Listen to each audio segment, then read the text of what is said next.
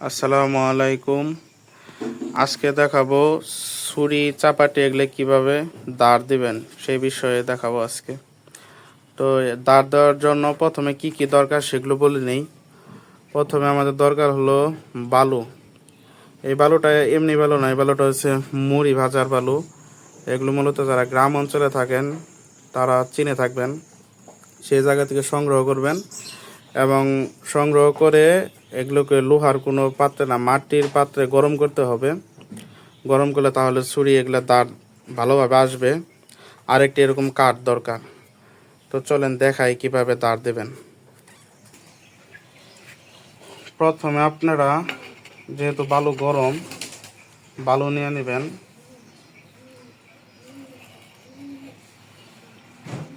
বালু নেওয়ার পরে এটাকে একটু অ্যাঙ্গেল করে ধরবেন, সোজা ধরবেন না, একটু অ্যাঙ্গেল করে ধরবেন। বেশি অ্যাঙ্গেল ধরলে দাঁড় আসবে না, হালকা একটু অ্যাঙ্গেল করে ধরবেন।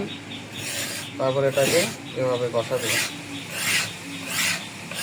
অনেকে আছে এরকম এরকম করে সাথে সাথে দেয়। এই পাশ যখন দিবেন তখন শুধু এভাবেই দিবেন, এভাবে আর আনবেন না। যারা প্রফেশনাল তারা এইভাবে দিতে পারে, কিন্তু আপনারা যেহেতু প্রথম করবেন বা বছরে একবার, সেজন্য আপনারা যখন এভাবে দিবেন তখন সব ঠিকই থাকবে। কিন্তু এভাবে যখন আনতে নেবেন তখন হয়তো বা কাঠ কেটে যাবে বা হালকা একটু অ্যাঙ্গেল করে দরকার কারণে নিচের দিকে টেপে যাবে আর এর দাঁড়টা নষ্ট হয়ে যাবে। তাই আপনারা শুধু এদিকে যখন দিবেন শুধু এভাবে দিবেন। এভাবে দেওয়ার পর বালুটা সমান করে নেবেন এবং এভাবে যখন দেবেন তখন একই নিয়মেই হালকা একটু অ্যাঙ্গেল করে ধরে এভাবে দেবেন। এটার ক্ষেত্রেও এভাবে নিয়ে এভাবে কখনো দিবেন না, এভাবে দিবেন আর এভাবে উঠে নিয়ে আসবেন, আবার এভাবে দিবেন। একটা করে মানে দিবেন, টান দিবেন, শুধু দুইটা দিবেন না। এটার ক্ষেত্রেও এই যে একটা, একটা, একটা, এভাবে এভাবে এভাবে করবেন না, একবার করে দিবেন। তাহলে দেখবেন দাঁড় অনায়াসে অতি সহজে অতি দ্রুত হয়ে যাবে। তো আমার এটা আগেও কিছু ঘষা দিয়েছিলাম, তো এটা মোটামুটি হয়ে গেছে। এখন আপনাদেরকে এটা এটা দিয়ে দেখাই। আর একটু বালু নিয়ে নেই। বালুটা যেহেতু ভাজা হয়েছে সে কারণে বালুটা অনেক শক্ত হয়ে গেছে। এটাও একই নিয়মেই এভাবে দেওয়ার সময় ঘষা দিবেন, এদিকে আনার সময় কোনো ঘষা দিবেন, এভাবে সুন্দরভাবে নিয়ে এসে আবারও দেবেন।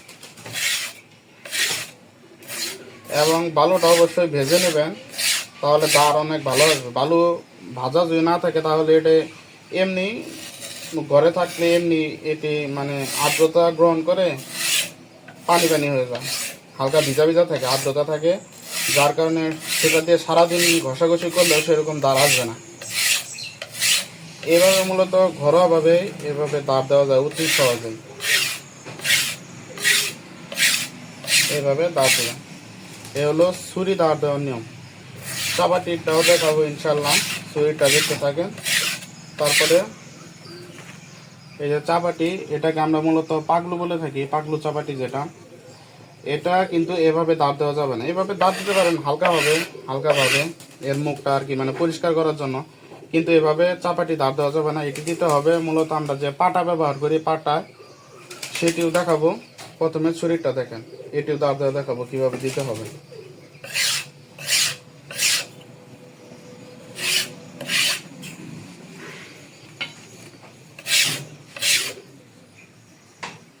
তো আমাদের ছুরি দাঁড় দেওয়া মোটামুটি শেষ। এখন আপনাদেরকে চাপাটি দাঁড় দেওয়া দেখাই।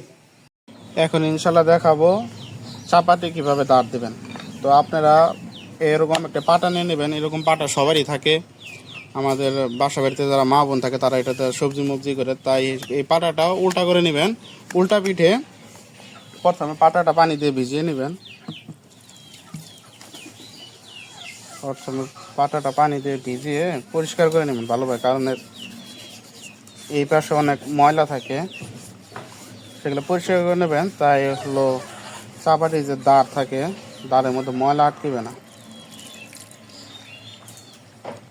তো এটা নেওয়ার পরে এমনি যে আমাদের যে বালুগুলো আছে, এমনি যে বালু, এই যে ভিট বালুগুলো থাকে যেগুলো ঘর দেওয়া হয় আর কি, সেই বালুগুলো নেবেন। যেমন হালকা একটু পানি দিবেন।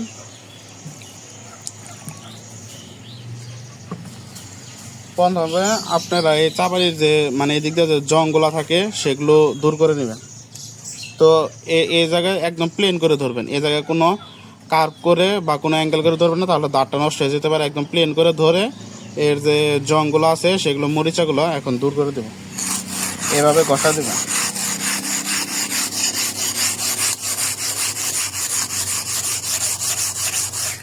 প্রথমে এভাবে ঘষার কারণ হলো এর যখন পিঠের মধ্যে ঘষা লাগে পিঠটা পরিষ্কার হবে, আর দুই বালুর গোনাগুলো মোটা মোটা থাকে। এইসব বালুর ভাজা বালুর যেমন চিকন চিকন থাকে এগুলো অনেক মোটা মোটা থাকে, সেক্ষেত্রে ভেঙে এগুলো চিকন হয়ে যাবে, যার ফলে দাঁতটা অনেক নিখুঁত হবে, ভালো হবে। তো প্রথমে আপনারা এই পিঠটা ঘষে নেবেন। আগে দাঁড় দেবেন না, আগে এর পিঠটা ঘষে এর যে মরিচা আছে বা জং আছে সেগুলো দেখবেন পরিষ্কার হয়ে যাবে একদম।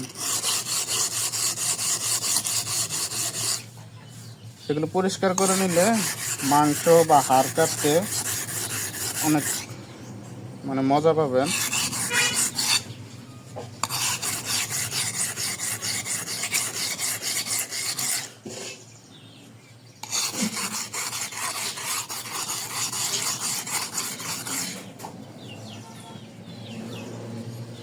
এখন আপনারা আর পরিষ্কার করার দরকার নেই, যেরকম আছে সেরকমই। এখন আপনারা কিভাবে দাঁড় তুলবেন সেই জিনিসটা দেখাবো। এভাবে সেটার মতনই এভাবে বেঁধে দেবেন। আপনারা এরকমও করতে পারেন, সমস্যা নেই, যেহেতু এতে পাটার ক্ষেত্রে সামনে পিছনে উভয় দিকে দাঁড় দিতে পারবেন, সমস্যা হবে না। কিন্তু কাঠের দিকে যখন দিবেন তখন শুধু দাঁড় দেওয়ার সময় একবার উপরের দিকে নামাবেন, নিচের দিকে নামানোর সময় এরকম করে নিয়ে আসবেন। কিন্তু চাপাটি কেটে সেরকম করার দরকার নেই, এভাবে যেরকম ইচ্ছা সেরকম শুধু অ্যাঙ্গেল করে ধরে এর যে দাঁড় দিকে অ্যাঙ্গেল করে ধরে ইনশাআল্লাহ দিতে থাকেন, কিছুক্ষণের মধ্যেই হয়ে যাবে, বেশিক্ষণ লাগে না। 10 থেকে 12 বার বা 3-4 মিনিট, 3 মিনিট সর্বোচ্চ এরকম ঘষলেই দাঁড় হয়ে যায়।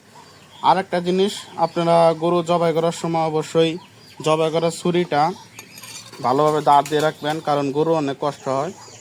আমরা বেশিরভাগই দেখি সেটা আর কি, মানে ওইভাবে দাঁড় দেওয়া হয় না, অনেক অনেক ফ্যাশনের পরে তারপরে কাটে, গরু অনেক কষ্ট হয়। সেই ক্ষেত্রে আপনারা অবশ্যই সেটিকে ভালোভাবে দাঁড় দিয়ে নেবেন। তো আপনারা এইভাবে চাপাটি দাঁড় দেবেন এবং ছুরি দাঁড় দেবেন। ভিডিওটি দেখার জন্য অসংখ্য ধন্যবাদ। আসসালামু আলাইকুম।